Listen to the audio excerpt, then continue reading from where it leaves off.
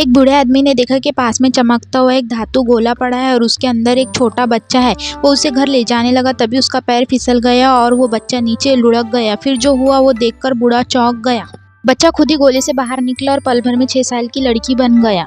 बूढ़ा उसे घर ले गया और उसकी पत्नी ने उसे बेटी माना और नाम रखा माया। लेकिन गांव के बच्चे उसे भूत समझते थे। एक ने उसके ऊपर पत्थर फेंका, माया ने बस हाथ घुमाया और चोट ठीक हो गई। उसी दिन माया को रास्ते में शिकारी द्वारा मारी गई बतख मिली। उसने उसका तीर निकाला और हाथ लगाया तो बतख फिर से जिंदा हो गई और उड़ने लगी। गांव वालों को ये सब ठीक नहीं लगा। शिकारी और कुछ लोग उसके घर आकर बोले कि माया कोई भूत है और उसे भगाया जाए। बूढ़े और उसकी पत्नी ने बहुत माफी मांगी और लोगों को शांत किया। बूढ़ा गोले का एक टुकड़ा लेकर लोहार के पास गया। लोहार ने देखा वो बहुत कीमती है, इतना कीमती है कि वो जिंदगी भर खा सकता है। बूढ़ा घर गया और पूरे गोले को छुपा दिया। उनके पास पैसे थे तो दोनों शहर जाकर ढेर सारी चीजें खरीद लाए। घर आए तो देखा कि घर में एक सुंदर लड़की बैठी है। पहले तो उन्हें लगा कि वो गलत घर आ गए, लेकिन लड़की ने खुद बताया कि वही माया है तो और अब वो बड़ी हो गई है। तो दोनों बहुत हैरान हो गए। उन्होंने उसका राज छुपाने के लिए शहर में घर ले लिया।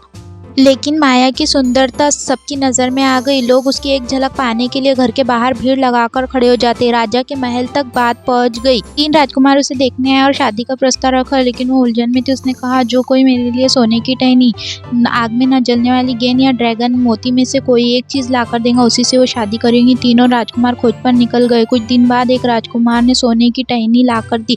कारीगर ने बताया कि वो नकली है। दूसरा राजकुमार आग में न जलने वाली गेंद लेकर आया, लेकिन वो भी जलकर खाक हो गई। तीसरा राजकुमार ड्रैगन की जगह पहुंचा, लेकिन निशाना चूक जाने की वजह से उसने पूरी नाव पलट दी। बस वही बचा। उसी समय क्रिस्टल मोती चमक उठा और माया को याद आया कि वह चांद से आई है। उसका जहाज गिर गया था और वह बच गई थी। अगली पूनम की रात को उसके लोग उसे लेने आ रहे हैं। उसकी माँ ने क्रिस्टल मोती तालाब में फेंक दिया।